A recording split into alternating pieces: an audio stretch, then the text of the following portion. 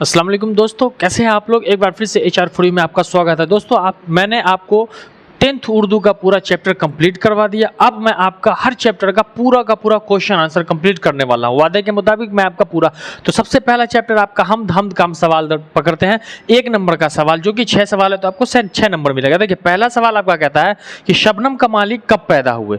तो 22 जुलाई 1938 को। क्लियर, एक एक करके आप क्लियर करते जाए। शबनम कमाली कब पैदा हुए? 22 जुलाई 1938 को। एक सवाल 1 नंबर आपका क्लियर। दूसरा नंबर है शबनम कमाली कहां पैदा हुए। तो जवाब है पोखरेरा जिला सीतामढ़ी में हुए थे। ये भी आपका दूसरा क्लियर। तीसरा पूछ रहा है आपका शबनम कमाली का इंतकाल कब हुआ। तो इसमें मतभेद है, लेकिन क्लियर मैं बता रहा हूं कि 2007 में शबनम कमाली की वफात हुई थी। ये फिक्स है, यही आप याद करना।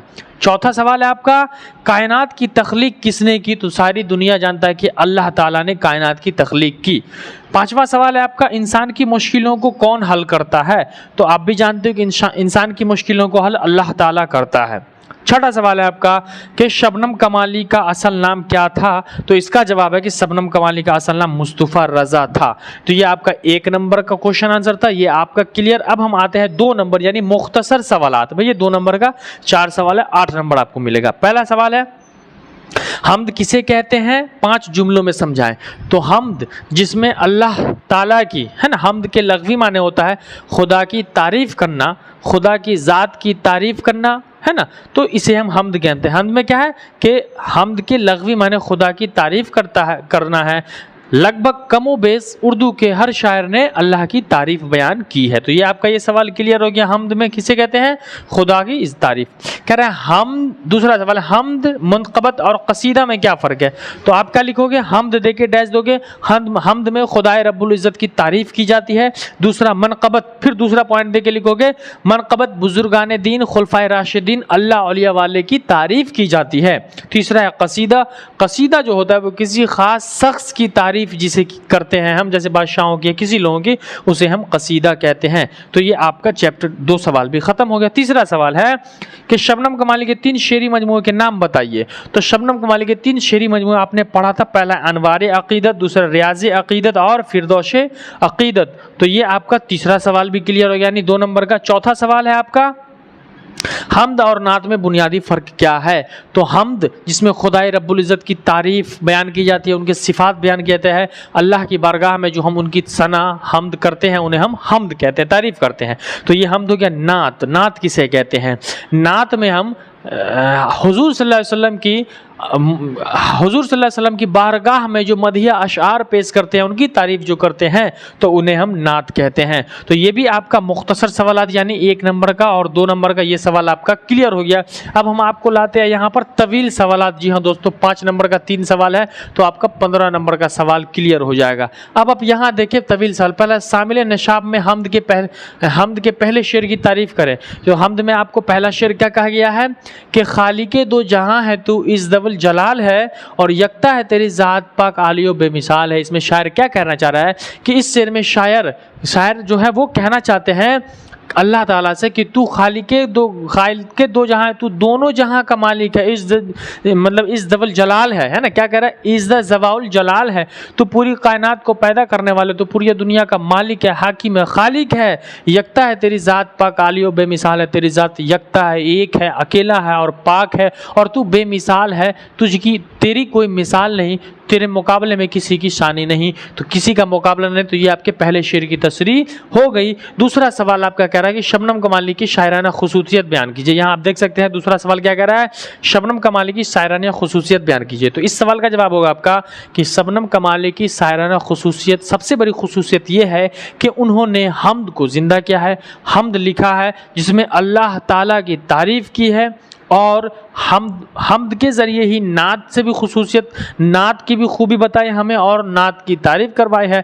शबनम कमाली ने अपने आप को एक छोटा सा कमतर अल्लाह के सामने पेश किया है और कहा है कि अल्लाह इस शबनम को भी तो अपनी रज़ा में शामिल कर ले। तो ये हो गया उसका सवाल। अब कह रहा है कि हमद का खुलासा लिखे, ये 5 नंबर का है। तो उसमें लिखेगा कि हमद का खुलासा लिखे तो उसमें लिखेंगे जनाब शबनम कमाली जो कि हमद के तख्लीक़कार हैं, है ना, मुसन्निफ़ है। हमद में लिखते हैं कि उन्होंने हमद में खुदाए रब्बुल इज़्ज़त की तारीफ़ की। उन्होंने पूरी दुनिया से अल्लाह का मुकाबला करते हुए लिखा है कि ए खुदा तेरी ज़ात पाक है, तू आला है, तू बहुत बड़ा है, तू बुलंद है, तेरा मर्तबा बहुत ऊंचा है, सारी दुनिया की तख्लीक करने वाला तू है, तेरे मुकाबले में कोई नहीं है, तुझसा कोई नहीं है, तेरा सानी कोई नहीं है, अगर कोई है इस दुनिया को बनाने वाला तो तू है। इस तरीके से हमद का खुलासा आप लिख लोगे कि हमद में शबनम कमाली ने खुदाए रब्बुल इज़्ज़त की तारीफ़ करते हुए इस दुनिया में कोई भी चीज़ अल्लाह के मुकाबले नहीं है, अल्लाह इस दुनिया में सबसे बड़ा और आला है।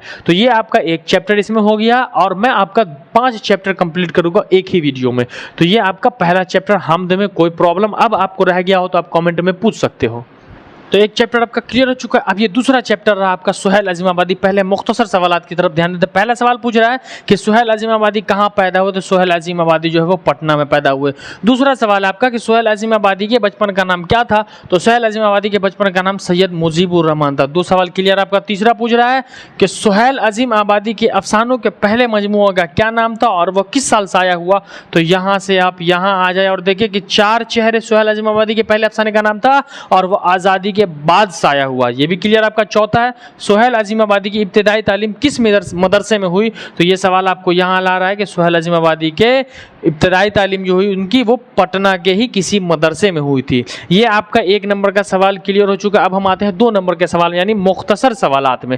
पहला सवाल है रुकैया भाभी के जिस देवर का किरदार कहानी में पेश किया गया उसका नाम क्या है। जी, रुकैया भाभी जान चैप्टर में रुकैया भाभी के जिस देवर का किरदार आपको दिया गया उसका नाम क्या था, तो उसका नाम क्या था, अख्तर नाम था। दूसरा सवाल है रुकैया भाभी के शौहर को बार बार जेल क्यों जाना पड़ता था, तो रुकैया भाभी के शौहर को बार बार जेल इसलिए जाना पड़ता था क्योंकि उन्हें सियासत से दिलचस्पी थी। ये सवाल क्लियर हो गया आपका 2 सवाल। अगला सवाल आपका कह रहा है रुकैया भाभी किस लड़की की तालीम का खर्च बर्दाश्त करती थी और क्यों, तो रुकैया भाभी सिम्मी नाम की लड़की की पढ़ाई का खर्च बर्दाश्त करती थी और क्योंकि वो एक गरीब लड़की थी, यतीम लड़की थी। अगला सवाल है आपका रुकैया भाभी को चूड़ियों को क्यों फरोख्त करना पड़ा, रुकैया भाभियों को जो है वो चूड़ी क्यों बेचना पड़ा था, तो रुकैया भाभी को चूड़ी इसलिए फरोख्त करना पड़ा क्योंकि सिम्मी के भाई के एमए की फीस अदा करनी थी, इसीलिए उसे अपनी बेटी की रेहाना की चूड़ी को बेचना पड़ा था।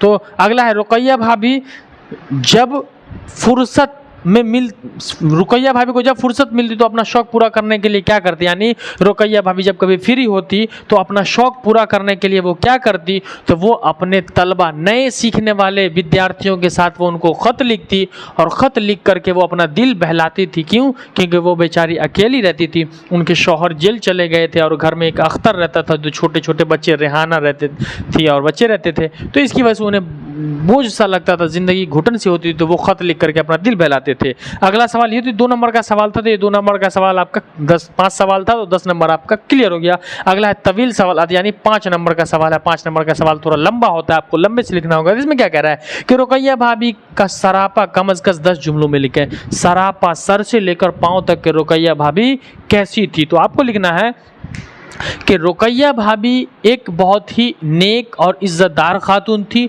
जो अपने शौहर के जेल जाने के बाद जो थी वो अपनी ज़िंदगी को अच्छे से स्कूल में नौकरी करके और जो वक्त मिलता उसको ट्यूशन पढ़ा करके मात्र 450 रुपया फ़ीस था और घर के अखराजात, ऊपर से वो दूसरे तलबाओं की दूसरे स्टूडेंट्स की जिम्मेदारी लेकर के उनको पढ़ना पढ़ाना, और वो एक समाज में जीता जागता मिसाल थी। वो यूँ कह सकते हैं कि वो बिल्कुल मशीन थी, मशीन की तरह दिन भर काम करती और जब भी फुर्सत मिलता तो दूसरों की मदद करने के लिए तैयार हो जाती। ये रुकैया भाभी का सरापा है। ठीक है, तो ये चैप्टर भी आपका क्लियर हो गया। मैंने एक वीडियो में आपका 2 चैप्टर का क्वेश्चन आंसर पूरा क्लियर कर दिया मैंने, 1 नंबरी 2 नंबरी 5 नंबरी पूरा का पूरा सवाल क्लियर हो गया। इसके बावजूद भी कोई सवाल आपका छूट गया हो, नहीं पता हो या फिर समझ में नहीं आ रहा तो आप कमेंट सेक्शन में ज़रूर पूछें और पूरे क्वेश्चन को कॉपी में नोट कर ले, क्योंकि यहीं से एग्जाम में आएगा और कहीं से नहीं आएगा। और अगर आप अगला वीडियो चाहते हैं तो कमेंट में ज़रूर बताएं। अगले चैप्टर में मिलेंगे, तब तक के लिए जय हिंद।